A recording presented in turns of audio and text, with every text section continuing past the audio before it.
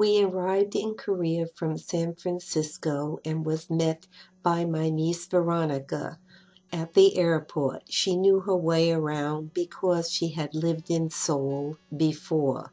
We stayed at the Somerset Palace Hotel. Hotels are very expensive, so she was able to find us a serviced apartment. She was able to book a 2-bedroom suite in the heart of the city for the same price as one typical hotel room. I was exhausted by the time we got to the hotel, so I hit the hay early, but Jocelyn and Veronica went out on the town for a while. The next morning we arose early and went up to another floor for a complete breakfast that was beyond belief. After breakfast, we left the hotel and found this pretty garden in front of the hotel. This is the little garden that is outside the hotel. It is just so beautiful. I wish the sun was shining. We could probably appreciate it a lot more. And as you can see, they're all waiting for me.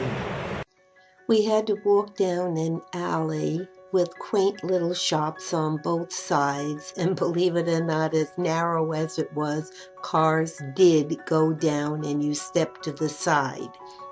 When we got to the street, you can see there were buses and cars, and being a city, it was a hustle and bustle activity, and you had to be very careful. When we arrived at the train station, we went inside and Veronica went to a kiosk where she purchased our tickets. Then we went further down into a very long corridor and came to a ramp that was adjacent to stores on the side. Usually it was a moving ramp, but not today.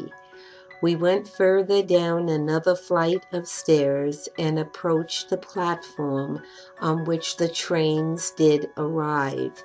As you notice, there are glass doors there. When the train arrives, it stops at a particular spot, the doors open, and then you go in. Veronica and Jocelyn had to stand, but I never did. People gave me a seat as a courtesy. Leaving the train, we walked down the avenue, and it was so interesting to see all the landscaping that was done in front of the buildings. Since it was drizzling a little bit, it was also very interesting to see that even the men carried umbrellas.